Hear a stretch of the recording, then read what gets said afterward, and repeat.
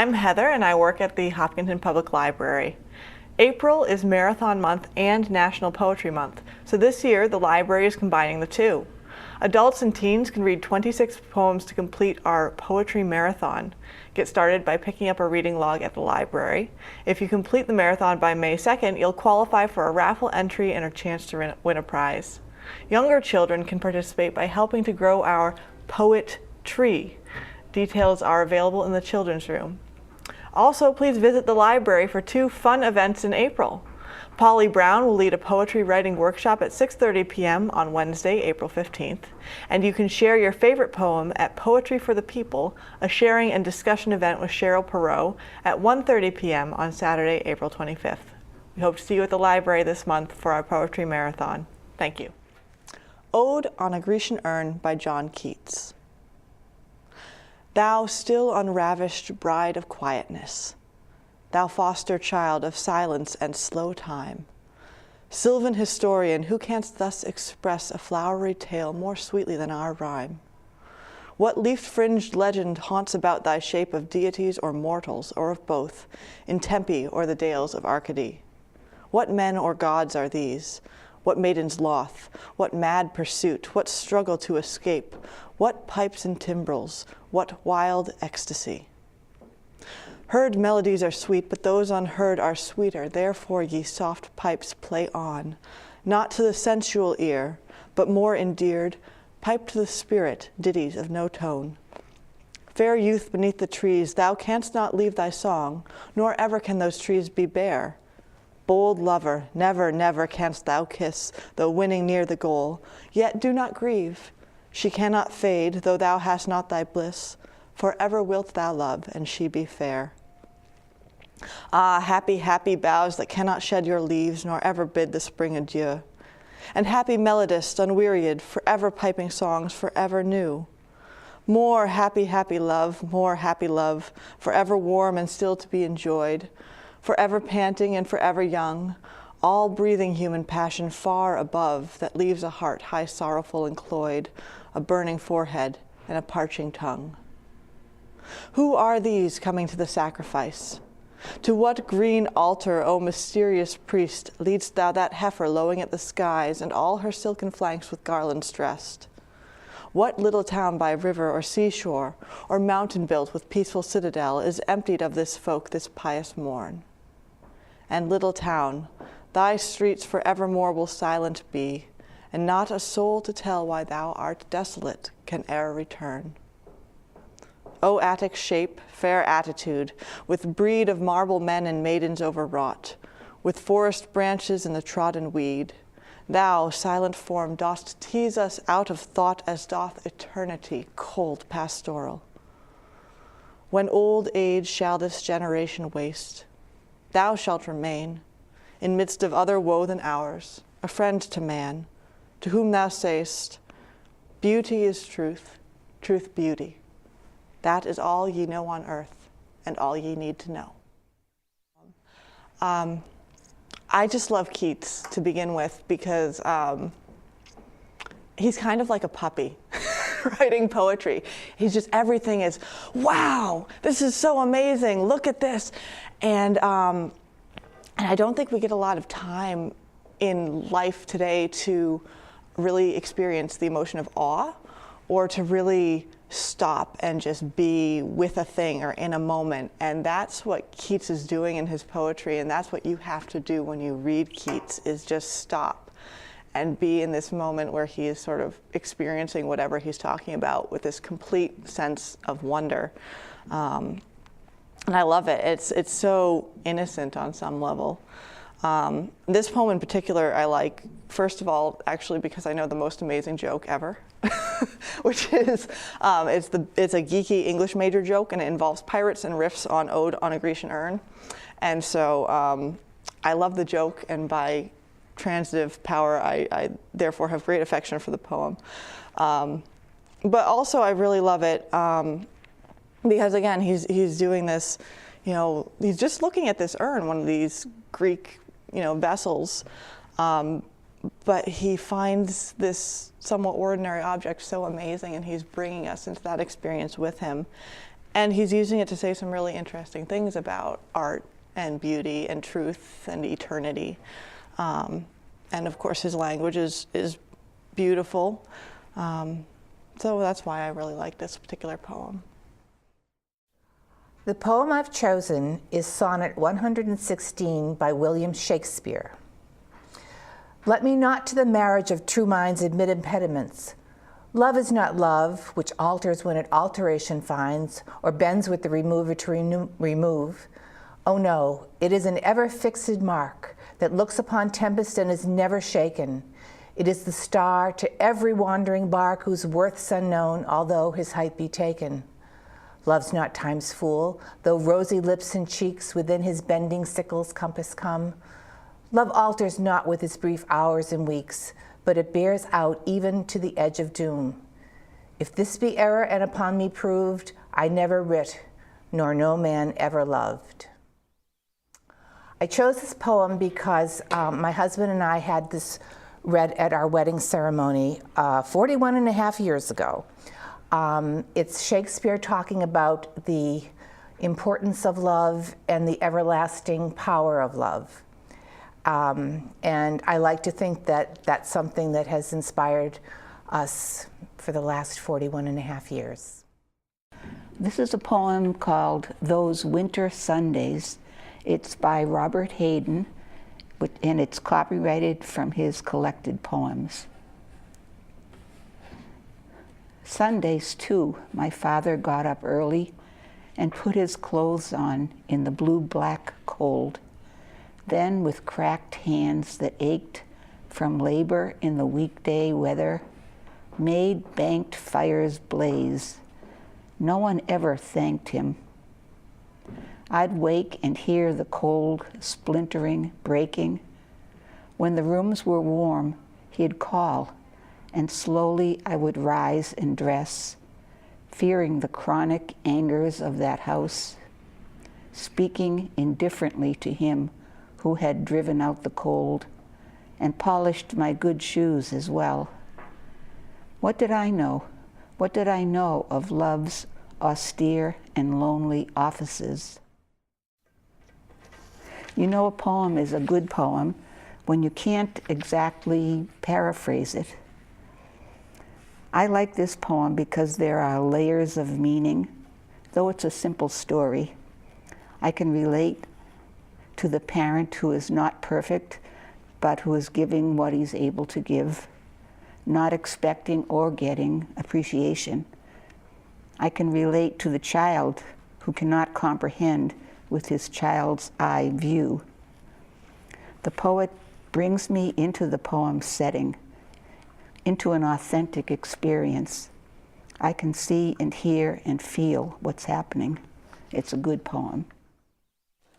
Hi, I'm Ed, and I'm going to read Mulgabill's Bicycle. It's a poem by Banjo Patterson, who's best known for Waltzing Matilda and The Man from Snowy River, a contemporary of, or near contemporary of Robert Service. Mulgabill's Bicycle. 'Twas Mulgabill from Eaglehawk that caught the cycling craze. He turned away the good old horse that served him many days. He dressed himself in cycling clothes resplendent to be seen. He hurried off to town and bought a shining new machine. And as he wheeled it through the door with an air of lordly pride, the grinning shop assistant said, "Excuse me, can you ride?" "See here, young man," said Mulgabill, "from Walgat to the sea, from Conroy's Gap to Castlereagh, there's none can ride like me. I'm good all round at everything, as anybody knows, although I'm not the one to talk. I hate a man that blows. But riding is my special gift, my chiefest sole delight. Just ask a wild duck, can it swim? A wild cat, can it fight? There's nothing clothed in hair or hide, or built of flesh or steel. There's nothing walks or jumps or rolls on axle, hoof, or wheel. But what I'll sit, will hide, will hold, and girths and straps are tight. I'll ride this here two-wheel concern right straight away at sight." 'Twas Mulgabill from Eaglehawk that sought his own abode, that perched above the Dead Man's Creek beside the mountain road. He turned his cycle down the hill and mounted for the fray.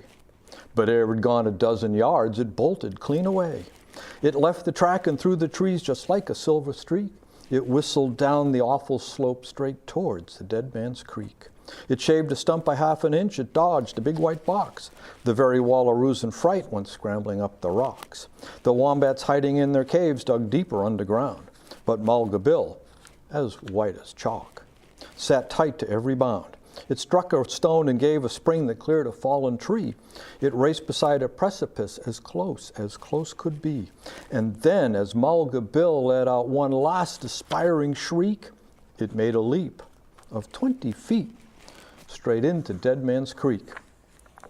'Twas Mulga Bill from Eaglehawk that slowly swam ashore. He said, "I've had some narrow shaves and lively rides before. I rode a wild bull round a yard just to win a 5-pound bet. But this was sure the darndest ride that I've encountered yet. I'll give that two-wheel outlaw best. It's shaken all my nerve to feel it whistle through the air and plunge and buck and swerve. It's safe at rest in Dead Man's Creek. We'll leave it lying still. A horse's back is good enough. Henceforth, from Mulga Bill." I like biking, and it's been in the family blood for several generations, and I've been to Australia, and I like the poems of the sort of genre of Patterson like that, and Robert Service, Cremation of Sam McGee and The Shooting of Dan McGrew, very, very similar, very readable and fun, and that's why I like them. Hi, my name is Margie Wigan, and I picked the poem Where Go the Boats by Robert Louis Stevenson. Dark brown is the river, golden is the sand. It flows along forever with trees on either hand. Green leaves a-floating, castles of the foam, boats of mine a-boating, where will all come home? On goes the river and out past the mill, away down the valley, away down the hill. Away down the river, 100 miles or more, other little children shall bring my boats ashore. The reason I picked this poem is because I remember my mom saying this to me when I was a child, and it brought to my mind images of children playing by the water, and it just was a beautiful image to me and reminds me of my mother. It's in a book called Child's Garden of Verses that Robert Louis Stevenson wrote. He was born in 1850 and wasn't healthy as a child, so I guess he had a lot of imagination. Ulysses by Alfred Lord Tennyson.